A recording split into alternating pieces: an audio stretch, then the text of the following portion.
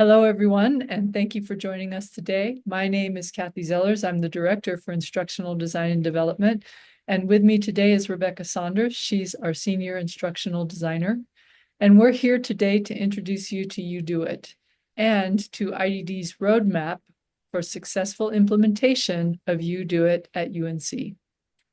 UDOIT is a tool that we've integrated into Canvas that scans courses and reports accessibility issues.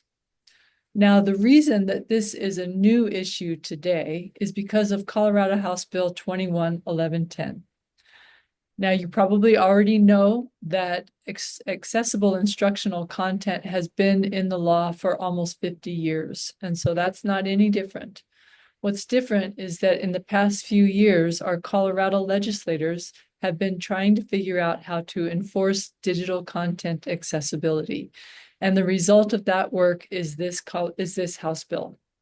And what this House bill does is that it gives individuals the ability to bring civil action against public institutions, including public universities, if the content that they need to access in order to participate, in order to succeed in a course, for example, if that content is not accessible, then they can bring a suit, a civil suit.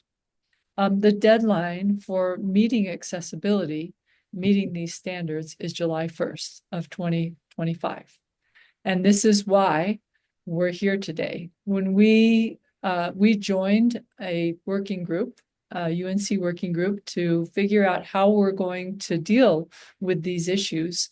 In particular for our group, Instructional Design and Development, how are we going to deal with this in Canvas? And what we soon realized was that we were going to need some pretty serious help. And so this is why we adopted UDOIT. And so going back to what UDOIT is, what it does, it gives every instructor the ability to scan their own courses and to get a report that identifies accessibility issues that they have in those courses. It also provides instructors with guidance on how to fix these issues. There's a little program that's part of the program called You Fix It. And so that's generally what it does, but I'm now going to turn this over to Rebecca, who's going to give you a little tour and show you some of what UDOIT does. Thank you, Kathy. So UDOIT is enabled in every course that you have.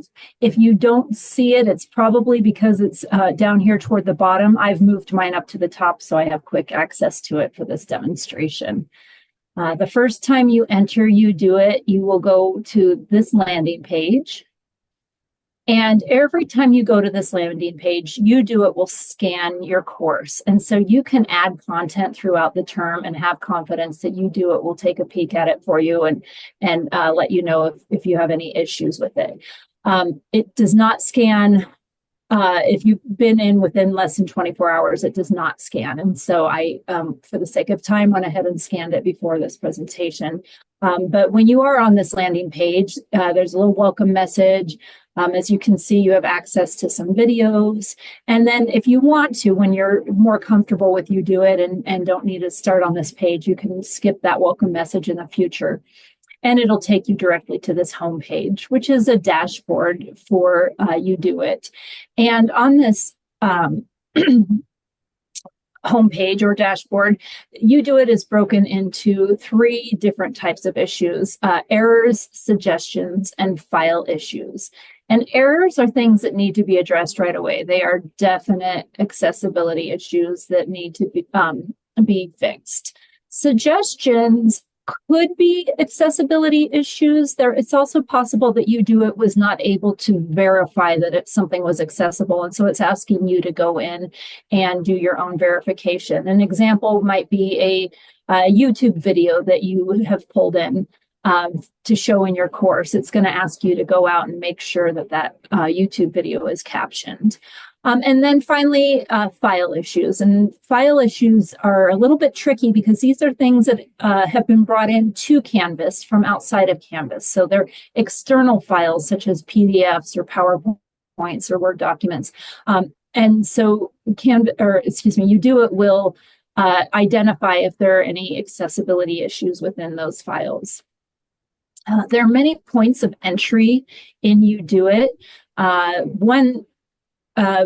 One way that I think is kind of neat is by impact type. So if you have a student in your class who has auditory issues, you can select that impact type. And here you can see we have 1 error and 2 suggestions. So you can prioritize taking care of those first so that you know that your student is getting the full experience of your course. You can select easiest to fix. You can select by issue type, and there's a drop down so you can choose what issue you want to focus on.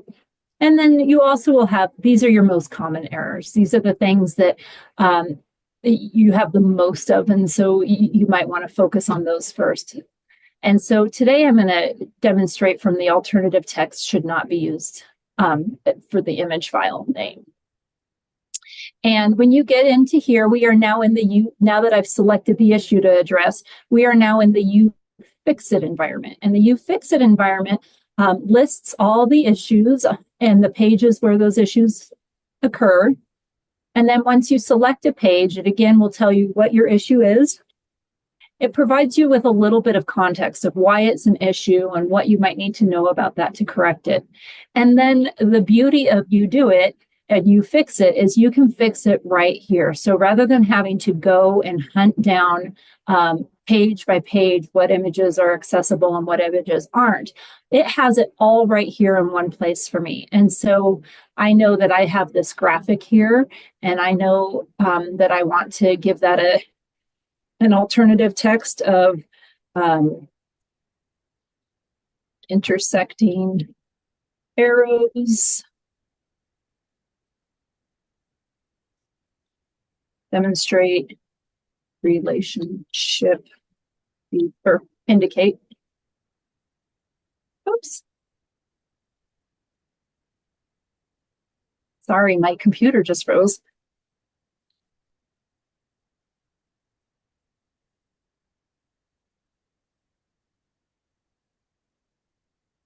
Okay.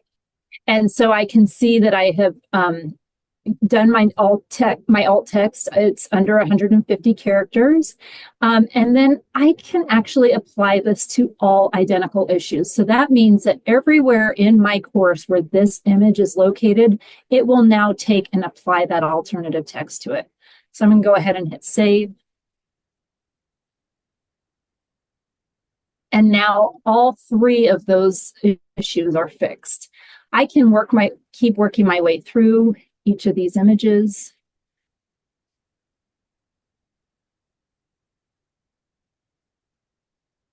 I wanted to show this. Sometimes you're going to come across an image that's just decorative. So I have kind of a whimsical little line here to break up my content. Well, that's not something that a screen reader needs, so I can mark it as decorative, but I've also used this for other places in my course. So again, I'm going to apply to identical issues and hit save.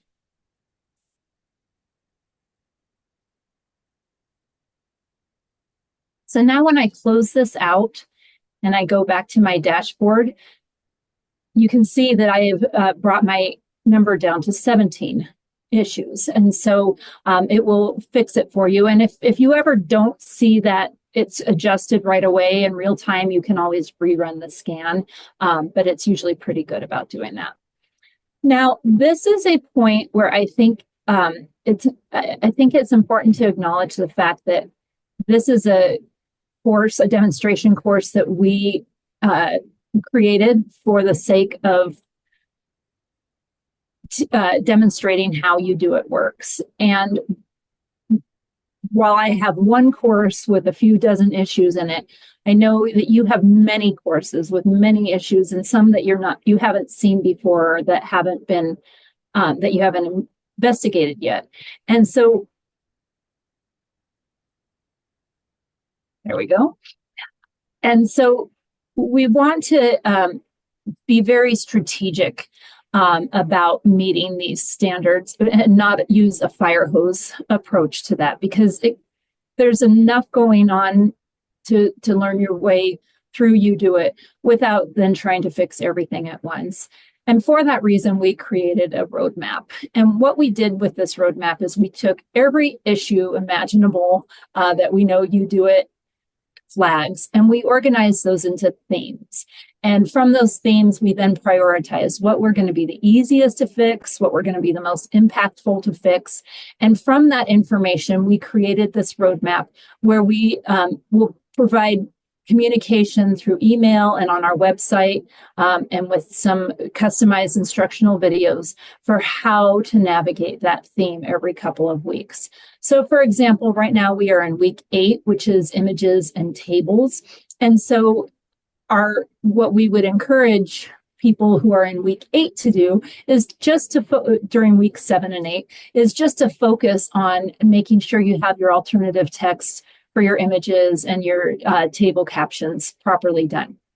And this is a way to kind of quiet the noise of all the other issues you might see in UDOIT and really give you that opportunity to just focus on one issue or one theme of issues at a time. You'll notice we've left the most amount of time for file accessibility because we anticipate that that's going to be the heaviest lift. We are in the process of providing additional documentation and working with the DRC for information from them. And I'm going to pass this on to Kathy to talk about that a little more. Yeah, so it's really, I love the roadmap for success because I believe that you do have to take this one small step at a time. It can feel overwhelming. One of the important things now that we're just about at midterm is for us to recognize which courses should we be focused on. So when we first got started on this, it made sense in weeks 1 and 2, get to know UDOIT, to use the courses that you're currently teaching and to, practice doing scans and just get a sense of what that report looks like. At this point, we're on the downside of the roadmap. And so it makes more sense at this point for you to be thinking about the courses that you're going to teach in the summer and in the fall. So you can do your spring courses, but recognize that the House bill is not going to be in effect until July 1st. And so you're not really going to have to worry about your spring courses until next spring. So that's one recommendation that we make to actually reduce the amount of stress or the amount of work that is going to be required to make your courses accessible right now. This will be a long-term, ongoing project for all of us. So what we're here to say is let's get started. Let's get started today. The roadmap is designed to help you start early, to start with the easiest things first, and to build on your success.